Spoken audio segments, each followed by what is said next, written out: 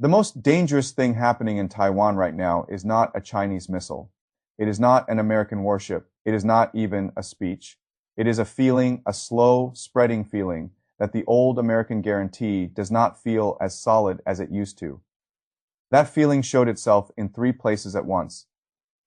In Taipei, the government was still trying to push through a much bigger defense budget and still fighting a legislature it no longer controls.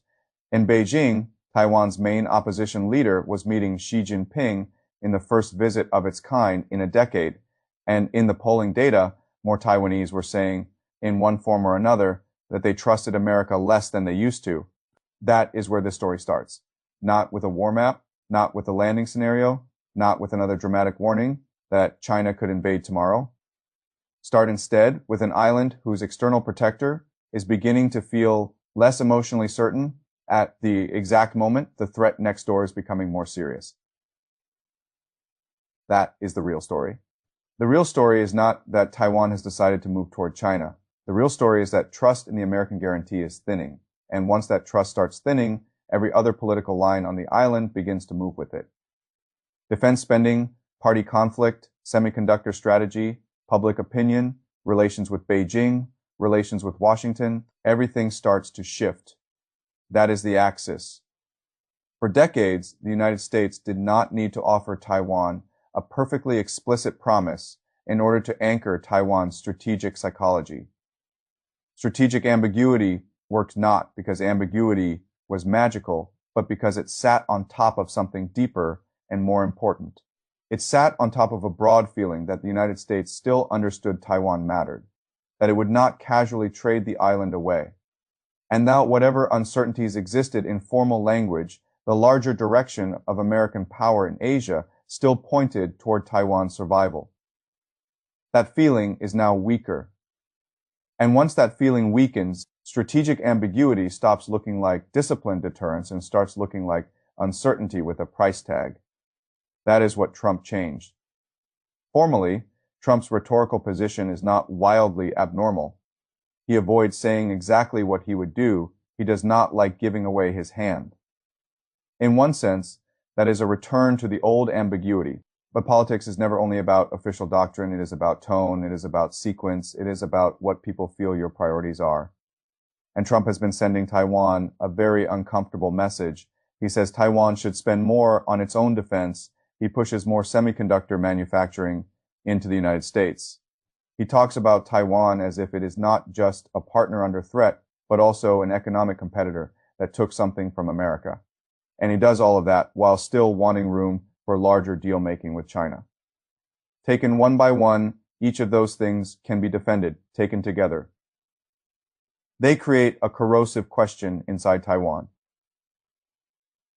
If we are asked to pay more and still live under greater uncertainty, what exactly are we buying from the United States? That is the question.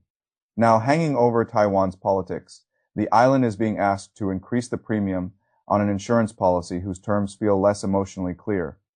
That is dangerous, because once protection starts to feel transactional rather than foundational, domestic politics reorganizes around that change.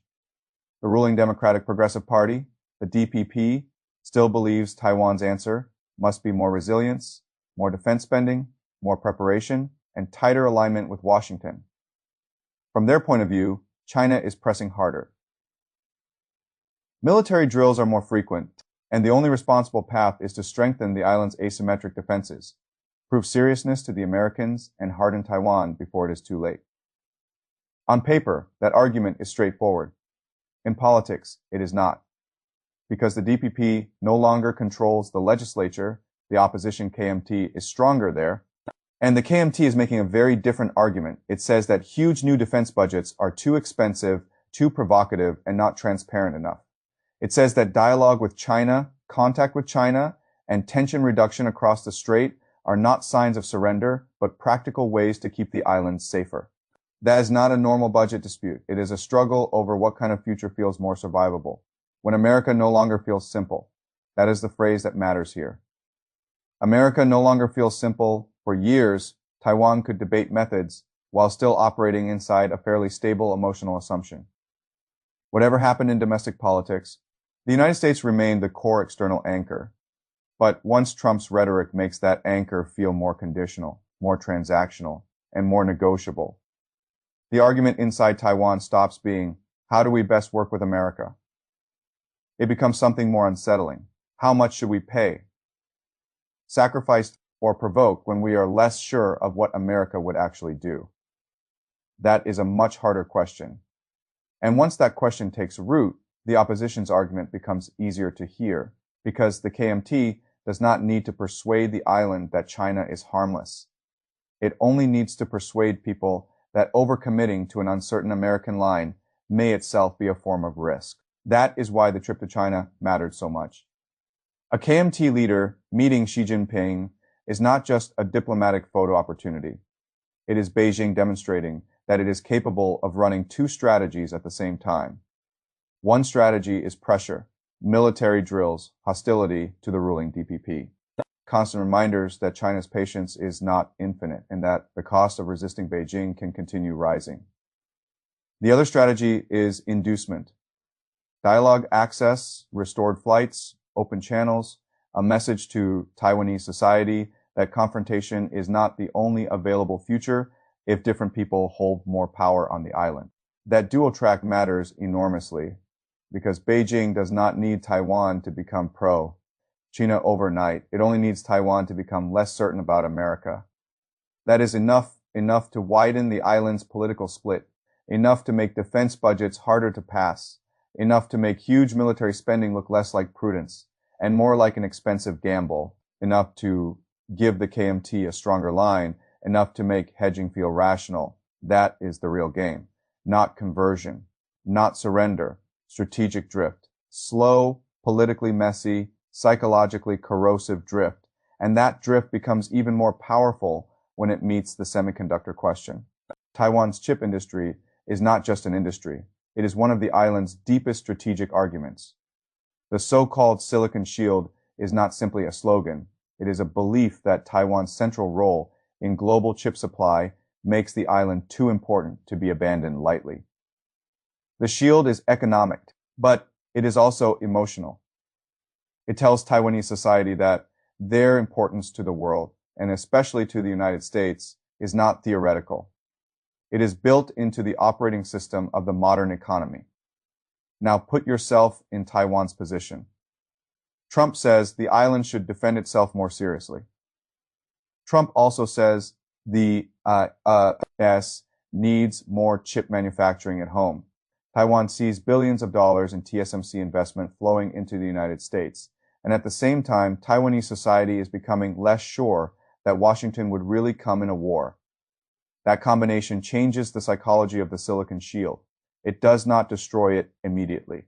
It thins it. And once it starts to thin, other fears rush in. If more advanced semiconductor production moves to the U.S., does Taiwan become less indispensable if America wants the chips and the defense spending but still sounds unpredictable? What is the island's true place in Washington's priorities? If Taiwan gives up more of its industrial centrality while still paying more into an uncertain security relationship, is it actually becoming safer or simply more dependent on a less emotionally reliable patron? Those are brutal questions, but politics does not require brutal questions to have clear answers. It only requires them to feel plausible. And right now, they do. That is why the polling numbers matter more than people think. A rise in distrust of the U.S. is not just a measure of mood. It is a measure of how much political room now exists for competing strategic narratives. If more Taiwanese believe the United States may not actually defend them, then every demand from Washington becomes harder to sell. Every defense package becomes more controversial. Every call to deepen alignment becomes more vulnerable to the charge that Taiwan is paying more into a shrinking certainty. That does not mean the KMT has solved Taiwan's problem. It does mean the DPP's problem has become much harder. Because now the DPP must do two things at once. It must persuade the public that China is dangerous enough to justify much more spending, and it must persuade the public that America is still reliable enough to make that spending worthwhile. Those are not the same argument, and they become especially difficult to hold together when Beijing is carefully offering selected incentives to the opposition while Washington is sounding more like an insurer renegotiating the premium. That is why this moment is so unstable. The DPP says more defense spending is the price of survival. The KMT says over-militarization under a less reliable American umbrella may itself raise the danger. The DPP says deeper coordination with Washington is the only realistic answer to Beijing. The KMT says Taiwan should not let itself become so dependent on Washington's mood that it loses room for dialogue. The DPP says China's pressure proves the threat. The KMT says China's pressure proves the need for engagement. Both sides are looking at the same storm. They are drawing opposite lessons from the same weakening of certainty. That is the trap Taiwan has entered. And it is a much more dangerous trap than a simple America versus pro-China frame suggests, because Taiwan is not really moving cleanly toward one camp or the other. It is moving into a phase where different parts of its society may hedge in different ways. At the same time, the government can push for more arms, the legislature can resist the scale. The business sector can worry about the erosion of the Silicon Shield, the public can fear China while doubting America, the opposition can pursue dialogue without fully embracing Beijing. And Beijing can keep applying pressure without having to produce a decisive break. That is the strategic brilliance of China's current position. Beijing does not need to resolve Taiwan's contradiction. It only needs to deepen it. That is why the most important thing happening on the island is not any single event. It is the erosion of strategic trust. Once trust begins to thin, every other argument becomes more expensive. If the defense budget stays blocked, Lai looks weaker both at home and in Washington.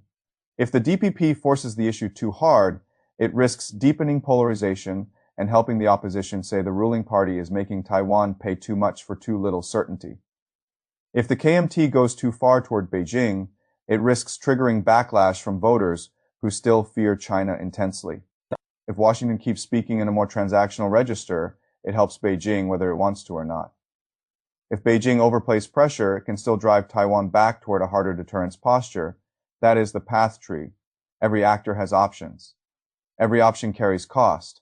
And the one thing that used to stabilize the whole structure, broad confidence that the United States remained the unquestioned anchor of Taiwan's future, is no longer as stable as it was. That is the real break. Not that Taiwan has already moved away from America, but that more of Taiwan's politics are now being organized around the possibility that America may no longer be the kind of protector Taiwan thought it was, that matters far beyond Taiwan, because America's allies everywhere are watching the same thing. They are watching what happens when an alliance stops feeling like a commitment and starts feeling like a negotiation. They are watching whether industrial demands, burden, sharing demands, and deal-making instincts slowly hollow out the political trust that alliances depend on. They are watching whether usefulness to Washington still buys clarity, or whether usefulness now just means being asked to give more. While certainty gets thinner, Taiwan is simply the place where those questions become unbearable. Because if Europe misreads Trump, it pays in policy. If Taiwan misreads Trump, it pays in history. So, is Taiwan moving away from the United States? Not cleanly, not suddenly, not yet. That is too crude. Taiwan is entering something more dangerous than a clean break. It is entering a period of strategic thinning where the American guarantee still exists, but feels less emotionally solid, more politically transactional, and more open to doubt. And once that happens, the whole island starts moving around the doubt. That is the real story. The real story is not that Taiwan has chosen China. The real story is that America no longer feels simple enough for Taiwan to choose without fear. And once a protector stops feeling simple, the entire system around that protector starts to shift.